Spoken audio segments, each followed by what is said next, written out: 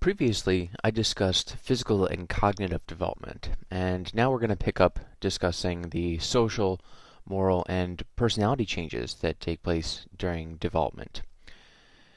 And when we begin with talking about social development, the first aspect of social development that occurs during infancy is called attachment. And attachment refers to the strong emotional bond that develops between an infant and one's caregivers, but this is a bond that endures over time. And one of the things that we see regarding attachment is that infants that are raised in abusive or impersonal environments have social emotional deficits as well as physical and mental deficits. Based on research that was conducted in the late 1960s and 1970s, a psychologist named Mary Ainsworth, developed a paradigm which refers to sort of a method of studying the type of attachment that develops between children and their caregivers. And so she developed a technique called the strange situation. And the strange situation is a procedure in which a psychologist or a researcher will observe how infants respond either in the presence or absence of their mother and a stranger. So in this case, Ainsworth would have the child and the mother in the room. A stranger enters the room. You look at the child's reaction. Then you have the mother leave the room so that the infant is there with just the stranger, and then you have mom re-enter. And each time there's this manipulation in terms of who's in the room. You look at the child's reaction, and what she found is that about 60% of the children developed what she referred to as secure attachment, or had developed secure attachment. And this was concluded based on the fact that she found that these groups of children would seek closeness with the mother when the stranger entered. She felt that the children would use the mother as a safe base from which to explore. That is, they would look at mom and then go and play on their own, but keep on looking back at mom to make sure that everything was okay. They showed a moderate amount of distress when separated from mom, that is, when mom left the room, but they were happy and relatively easily calmed when mom came back in. So again, in her study, she found that this was about 60% of children. Now, some other children, roughly about 10% of infants become very upset when mother leaves the room. And the reason that they're called anxious and ambivalent is because they tend to show mixed emotions when she returns. That is, they tend to want their mother to come back. They approach her, but at the same time, they become very difficult to soothe and even reject mom a little bit at the same time. Now, another 15% of infants who are called anxious avoidant, they do not seek out the closeness or contact with the mother and show little emotion either when mom departs or returns from the room. And the remaining approximately 15% of children or infants exhibit avoidant or ambivalent attachment. So they sort of seem confused or apprehensive in the presence of the mother. And there's now an abundance of research to indicate that secure attachment seems to be associated with the most favorable outcomes in terms of development, and that tends to stay with individuals for long periods of their life, such that even looking back retrospectively from adulthood at what kind of attachment had developed between infants and their caregivers seems to be predictive of the types of adult-like relationships that they have. Now, in the history of psychology, we've seen that there have been a number of debates in attempts to explain why certain behaviors develop, and one of the early debates regarding attachment had to do with the degree to which the attachment, some researchers, behaviorists primarily, felt that attachment primarily develops between a mother and an infant because of the fact that the mother provides nourishment. That is, the behaviorists argued that infants are being positively reinforced for seeking out and becoming attached to the mother. Now, some other researchers believe that it was not simply a function of just getting nourishment in the form of breast milk from a mother, and one of the first individuals to study this was a psychologist named Harry Harlow. He looked at what other variables might affect attachment, and so he did this with monkeys and examined something called contact comfort. So you'll notice that there are two surrogate mothers here for this monkey in this photo. There's a surrogate mother on the right that is just a wire mesh, and there's a surrogate mother on the left that has a soft cloth or carpet texture surrounding the wire mesh. And what Harlow found was that the monkeys would prefer the softer, more physically similar surrogate mother, physically similar to a real mother in the sense that it's soft. And so Harlow called this preference contact comfort. He believed that contact comfort provides pleasurable tactile sensations that are provided by something that's soft and cuddly, and this can promote attachment. So, as I said, the cloth mother surrogates promoted greater emotional security and curiosity than a wire mother surrogate with food. So it's not just a function of the provision of food to an infant that results in this attachment, but rather there seems to be something specific about contact in and of itself. And so, unfortunately, there have been some instances in history. Particularly well known are the Romanian orphanages, where infants were not provided with contact comfort. They were sort of left, in these rooms with nurses, and they were fed and provided with nourishment, but they were not picked up. They were not given this contact comfort, and these infants developed a number of significant psychological problems that are believed to be closely related to their failure to develop these attachment, which, as I said, was strongly related to the fact that they had not received any of this contact comfort. So, as I said, this early infant attachment style is predictive of later romantic attachment styles in adulthood, and so there are these three descriptions here roughly correlate with the secure attachment, the anxious ambivalent, and the avoidant types. Now, parenting styles also are going to affect the development of children, and some research by Diana Baumrind found that parenting styles could be roughly divided into three broad patterns: a permissive pattern, an authoritarian pattern, and an authoritative pattern, which vary as a function of their degree of control or demandingness, as well as their warmth or responsiveness. So the permissive and permissive could actually be divided into two different types. Permissive, neglectful parenting styles are low in control or demandingness, and also low in warmth or responsiveness. Permissive, indulgent parenting styles are characterized by low comfort, or low control or demandingness, and high warmth and responsiveness. So these are parents that set few limits or demands, but are highly involved and emotionally connected. Authoritarian parenting styles are characterized by high control and also low warmth or responsiveness. So these are parents they tend to be more rigid and punitive, while also being low on warmth and responsiveness. Authoritative, I'll mention, is the parenting style that tends to be associated with the best outcomes for children. These are parents that are high in control and warmth, and so they generally set and enforce firm limits, but they're also highly involved, tender, and emotionally supportive with their children. Now, we're also going to talk about moral development. And when we talk about moral development, there's a very famous research study that has been used, or a research paradigm, I should say, that has been used to investigate the development uh,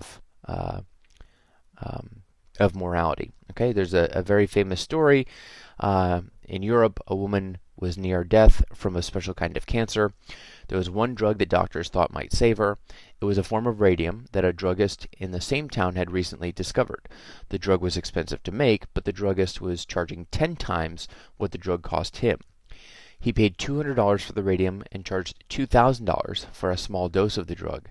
The sick woman's husband, Heinz, went to everyone he knew to borrow the money, but he could gather together only about $1,000, which was half of what it cost. He told the druggist that his wife was dying and asked him to sell it cheaper or let him pay it later. But the druggist said, "No, I discovered the drug and I'm going to make money from it."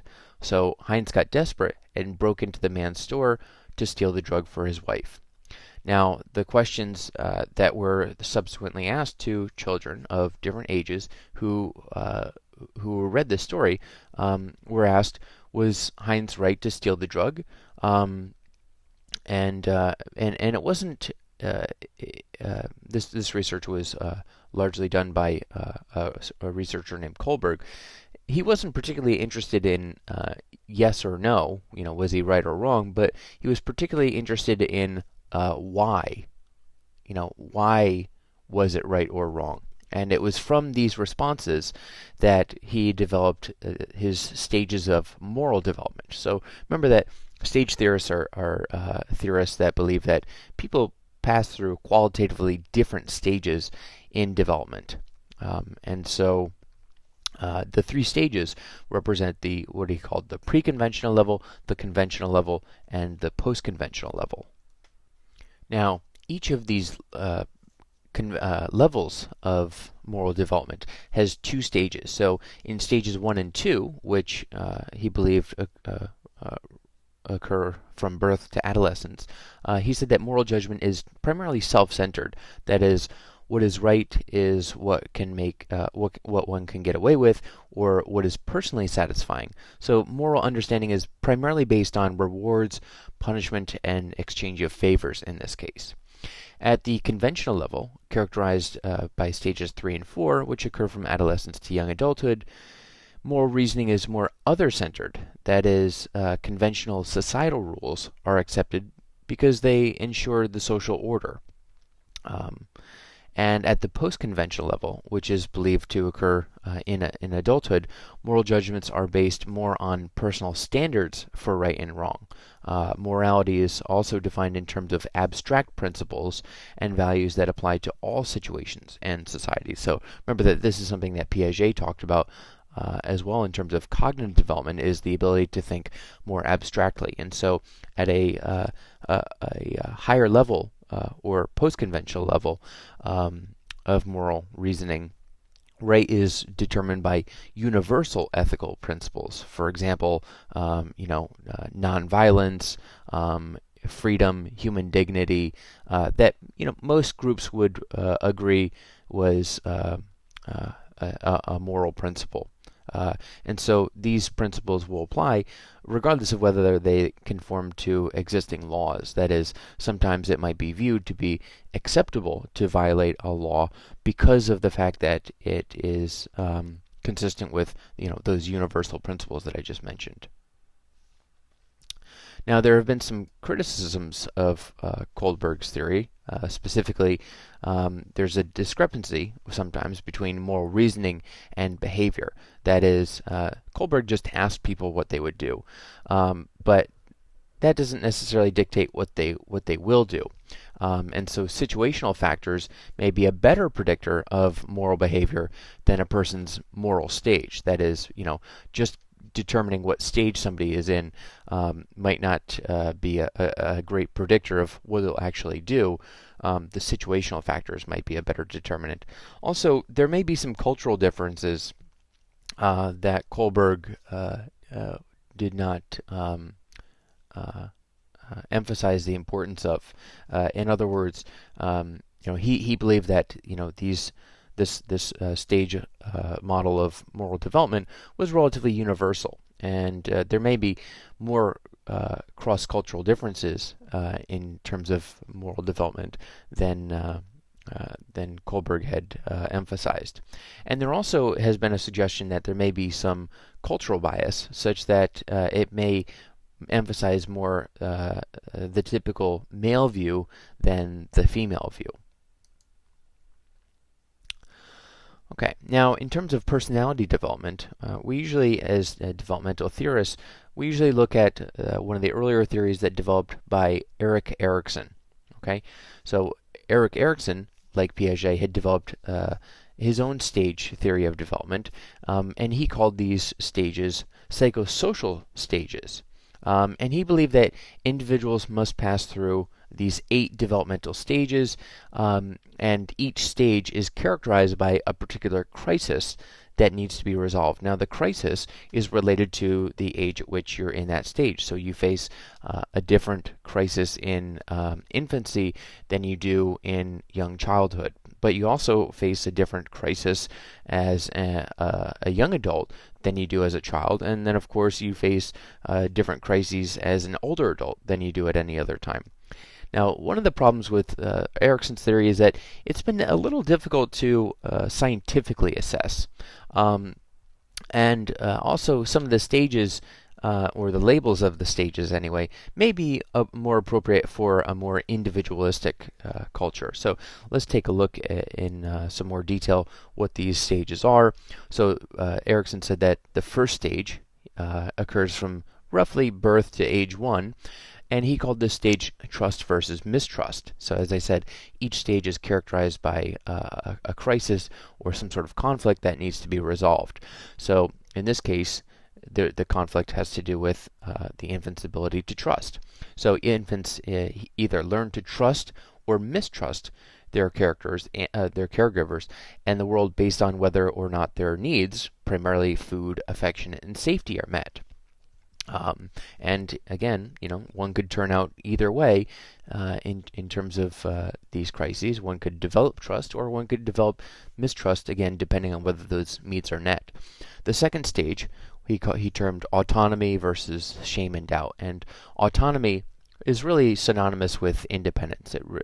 We talked about the autonomic nervous system earlier, which is the branch of the nervous system that regulates itself. So self-regulating independence, that's what autonomy refers to. So at this stage, from 1 to 3, toddlers start to assert their sense of independence or autonomy, and if caregivers encourage this self-sufficiency, the toddler will learn to be independent, but if not, they'll develop feelings of shame and doubt about themselves.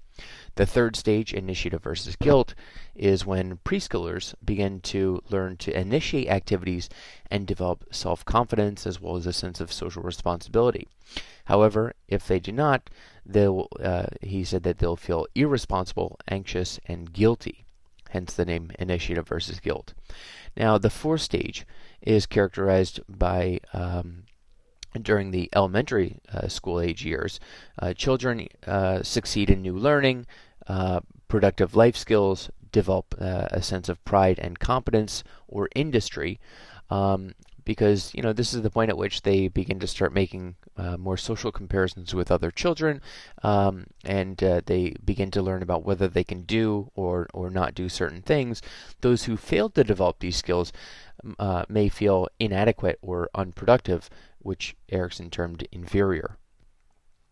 Now, the fifth stage, he placed the most emphasis on this stage, said that this was potentially the most important stage in development, is called identity versus role confusion. So this occurs right in the teenage years or adolescence.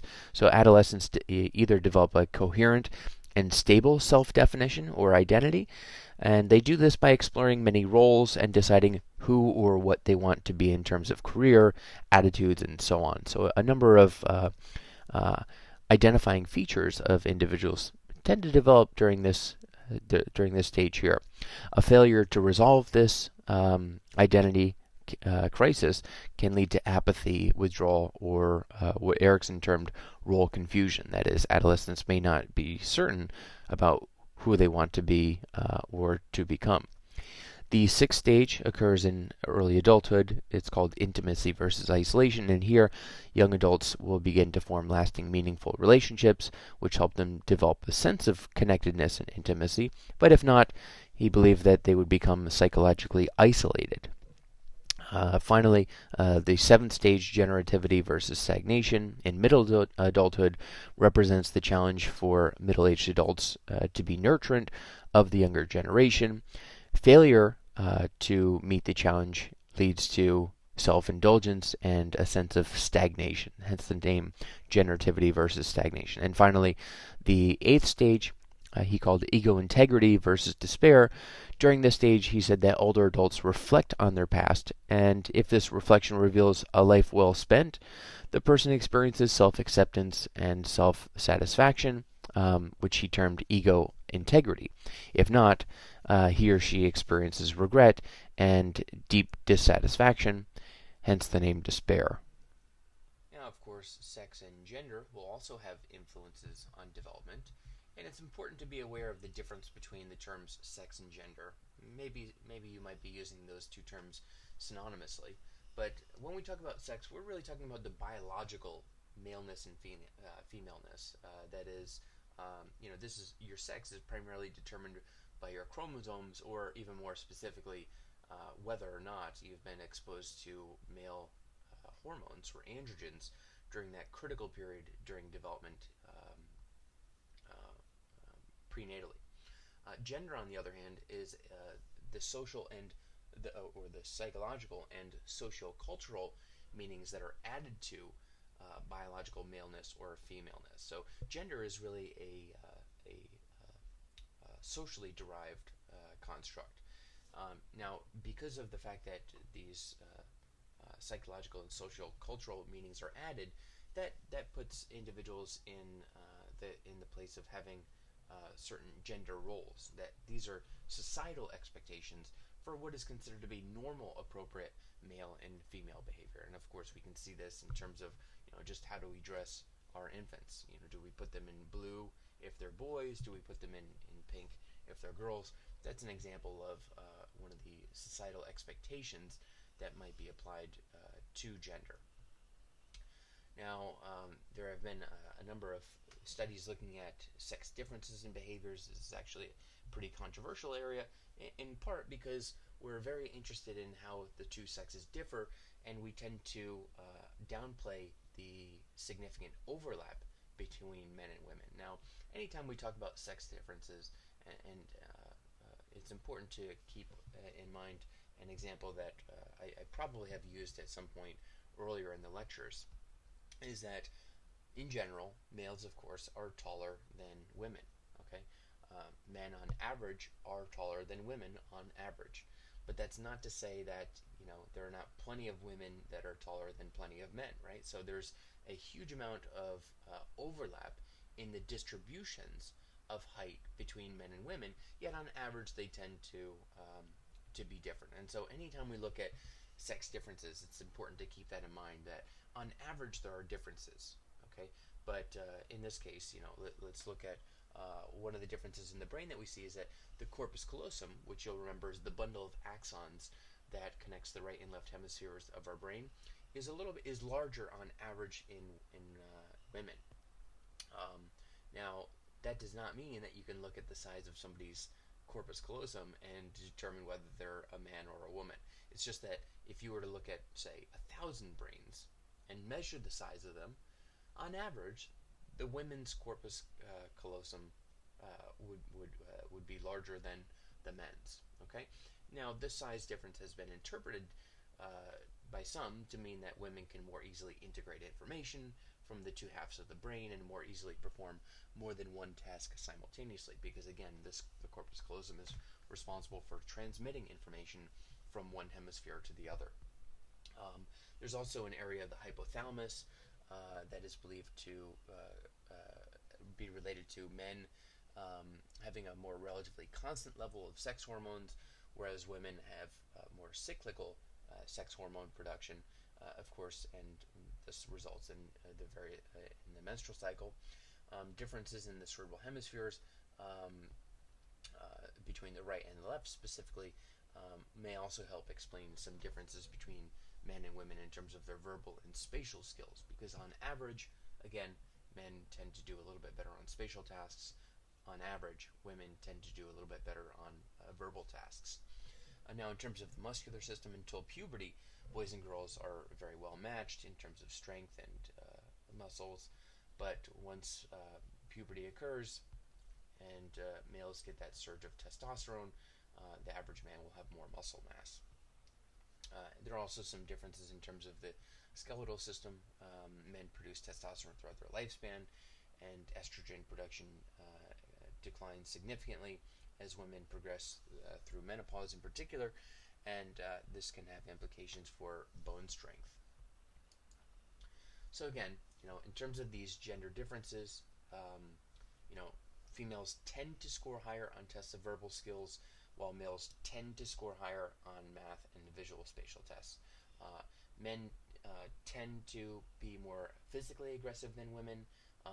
This, of course, has been associated with differences in hormone levels, but we have to remember that these are general differences, and this is really the case anytime we have group differences. Okay, some group differences are larger than others, but in general, anytime we talk about a group difference, whether we're talking about the difference between people that are depressed and non-depressed, or men versus women, these are general differences, and they're not going to be true in every case. Some research-supported sex and gender differences have looked at, again, sexual behavior, touching behavior. So, for instance, men begin masturbating sooner in the life cycle and do so at a higher rate than women. They start sexual life earlier and are more likely to have their first orgasm through masturbation. They're more likely to recognize their own sexual arousal, and their orgasms are more consistent with their sexual partner. They're more likely to be touched, kissed, and cuddled less by parents. That is, I said they're more likely to be less touched, kissed, and cuddled. So females are more likely to be touched, kissed, and cuddled. They're more likely to show less physical contact with other men and respond more negatively to being touched, and they're more likely to initiate both casual and intimate touch with their sexual partners. In terms of friendship, men tend to show a larger number of friends and express friendships primarily through shared activities, whereas females tend to express their friendship more through shared communication about themselves. In terms of personality, again, we talked about physical aggression, but in terms of personality, we could say that men are more aggressive from an early age. They tend to be more self-confident of future success. They tend to attribute success to internal factors and failures to external factors. So if I do something well, it was because of me. I do well. If I do something poorly, it was just something came up and interfered with me. I attribute it to external factors. Achievement is more task-oriented. Motives are mastery and competition related. They tend to be more self-validating, and men also have higher self-esteem. In terms of their cognitive abilities, as I mentioned before, they tend to have slightly superior skills in math and visual spatial skills, whereas women tend to be more superior in terms of verbal skills. Again, these are primarily average differences. So in terms of how these gender role differences develop, there's social learning theory, which suggests that it's a combination of rewards and punishments, as well as observation and imitation of models, which leads to these gender role differences. Cognitive developmental theory essentially takes social learning theory, but adds a more active cognitive processing of gender role information that is based upon both our observations and our reward and punishment history.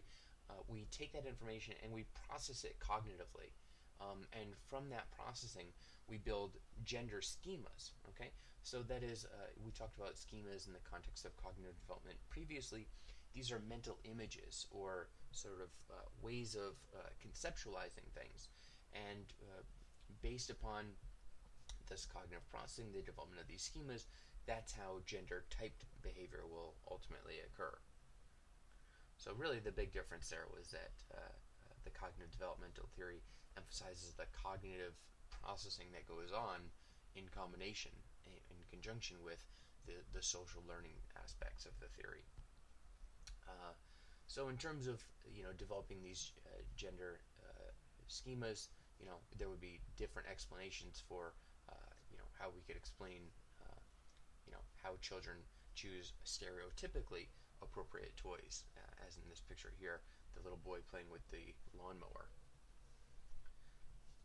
Now, although there are these differences in terms of the male and gender roles, there's also something called androgyny, which refers to the expression of both masculine and feminine traits. And so, this is a brief rating scale here that looks at some traits that are both considered masculine and feminine, and some individuals will score high on some aspects of femininity and some aspects of masculinity, and this is what androgyny really refers to. As I said, some of these traits can be expressed within an individual, both male and both men, feminine and masculine traits. Traditionally, masculine characteristics are more highly valued than traditional feminine traits. However, more recent studies have shown that gender roles are becoming less rigidly defined. Okay, so for instance, there are more stay-at-home dads that are not working while a mom works, and that's obviously a difference from the way that it has been historically, where it would be the opposite. Now, if we look at some cultural differences on development, one of the most highly studied has to do with an attempt to dichotomize cultures into individualistic or collectivistic. That is, individualistic cultures are those where the needs and goals of the individual tend to be emphasized over the needs and goals of the group. People from individualistic cultures, they tend to define themselves through personality and occupation, and they tend to value separateness, independence, and individualism. Individuals from more collectivist cultures, they emphasize the needs and goals of the group over the needs and goals of the individual. They tend to define themselves more through social units, and they value relatedness, connectedness, and interdependence rather than independence. And if we look at some of the different countries throughout the world, we can roughly categorize them into either individualistic, collectivistic, or a relative combination of the two. So some examples of countries that would be considered more individualistic include the United States, Australia, Great Britain, Canada, the Netherlands, New Zealand. Collectivistic cultures tend to include places like Hong Kong, Chile, Singapore, Thailand, the West African region, Taiwan, South Korea, etc. And then there are some countries that tend to be more intermediate, such as Israel, Spain, India, and Argentina. But the majority of the world is actually closer to a collectivistic type of culture than an individualistic type. North Americans might find that hard to believe because we tend to view ourselves from this more individualistic perspective. Okay, now we're going to talk a little bit about some developmental challenges that occur throughout adulthood. One of the most important tasks that are faced during adulthood is establishing some kind of continuing, loving sexual relationship with another person. However, navigating these partnerships can be challenging, and having realistic expectations are a key to success. And it's probably no surprise that about half of marriages in the United States tend to end in divorce. And so there are a number of factors that seem to be related to the persistence of these committed relationships. So just to mention a few, successful couples often show hard work. That is, successful marriages require a lot of hard work, and this occurs through things like negotiation and accommodation to solve solvable conflicts, but they also have to accept certain unresolvable ones and to know the difference between those that are solvable and that are not solvable. Another factor seems to be related to similarity. Most people have heard of the term opposites attract or the phrase opposites attract, but it appears based on the research that couples who are very different, although they can be happy, similarity, particularly in terms of values, beliefs, and religions and core things like that, is actually one of the best predictors of long-lasting relationships.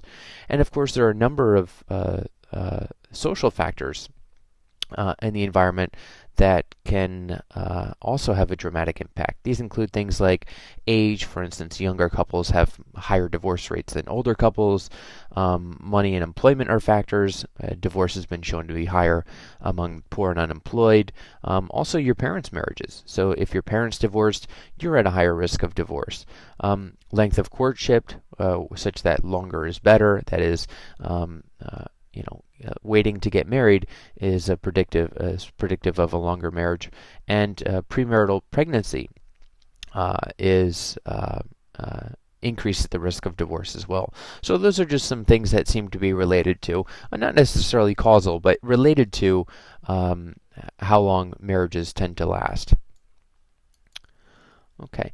Now, resiliency, we've talked about this before, refers to the ability to adapt effectively in the face of threats. And in particular, there's been a lot of research on what constitutes resilience in children. And what research studies have found is that children that demonstrate resilience have good intellectual functioning, they have relationships with caring adults, and they show a good ability to regulate attention, emotion, and other types of other aspects of behavior. Now, in terms of work and retirement, having a positive career affects our health, our relationships, our leisure time, as well as our residence.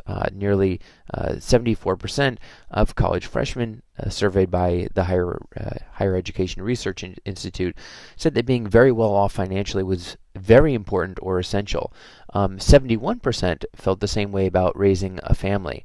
However, it's important not to sacrifice the dream of making a lot of money for choosing a career that gives you a sense of pleasure in life, because working in a career, as many of us will realize from our first jobs, which we did not intend on pursuing careers in, can have a serious effect on our psychological health. Now, there have been a few different theories that have looked at some of the changes that occur toward the end of our lifespan. According to the activity theory of aging, successful aging appears to be most strongly related to good health, control over one's life, social support, and participation in community services and social activities. The disengagement theory of aging is a largely abandoned theory, but it's important to mention it simply because of the historical context in which we can view how we imagine development occurring. This theory said that successful aging was characterized by mutual withdrawal between the elderly and society. As I said, this is a largely abandoned theory, but it did contribute to the development of a theory called socio-emotional selectivity theory of aging.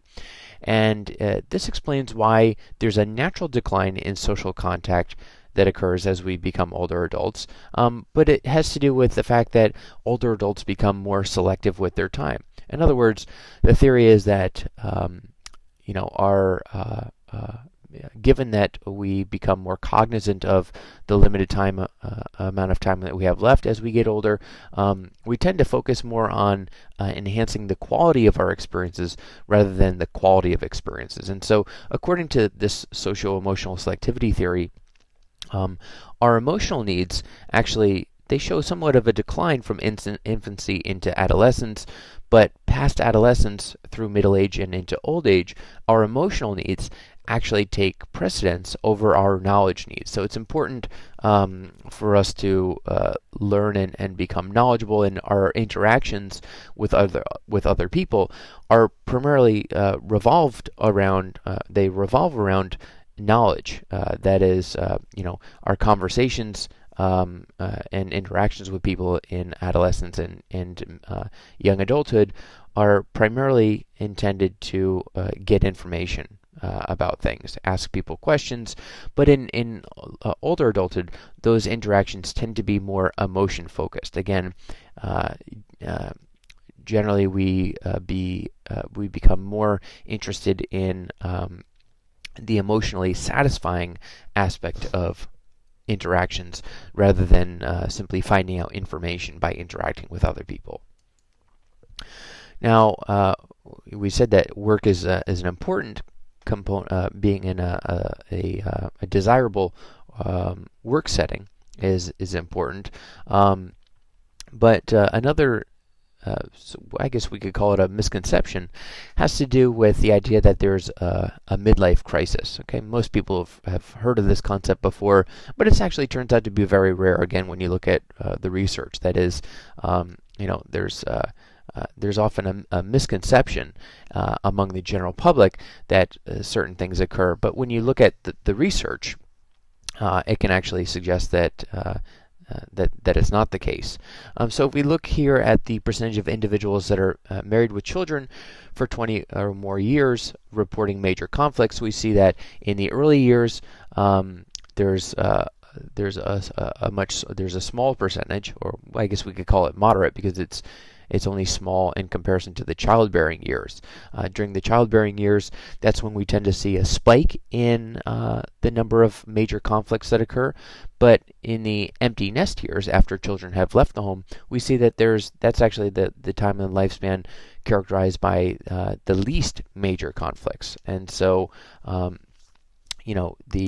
midlife crisis, it does not appear to be occurring, although it does occur for some, and that is a time when we start to rethink some of our values.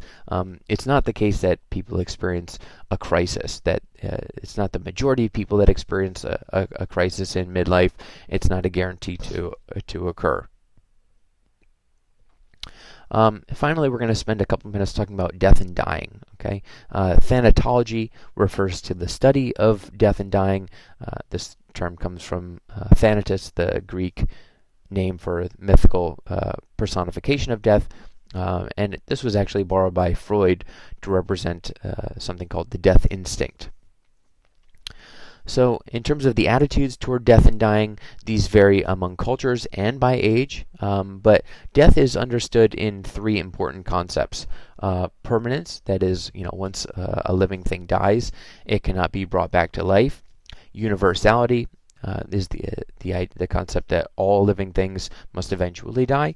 And non-functionality, all living functions, including thought, movement, and vital signs, end at death. And research tends to show that the permanence is the first and most easily understood concept, and that the universality concept develops slightly later, but by the age of 7, most children have actually developed all three of these concepts, that they understand death approximately at the same level of an adult.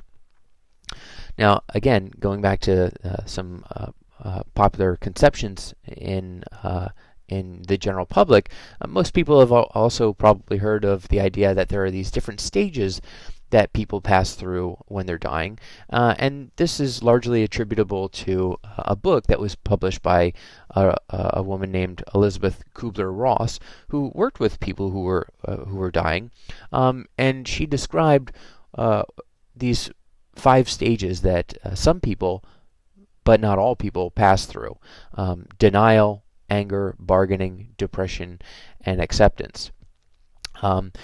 Although most people accept this as a relatively universal process or stage model of dying, it has not been particularly well scientifically validated, nor does it reflect any individual differences. Again, the idea that there are these relatively discrete stages that people pass through is not necessarily well supported by the research. This was largely Kubler-Ross's experience of the individuals that she studied, and she was not so much the one that promoted the idea that everybody passes through these stages, but rather after her book was published, it became more common in the popular press and in the media that these are these universal stages. But although some people certainly do experience aspects of these stages, they don't necessarily occur in this specific order. You may not pass through all the stages, and these stages may vary, again, based upon cultural factors as well.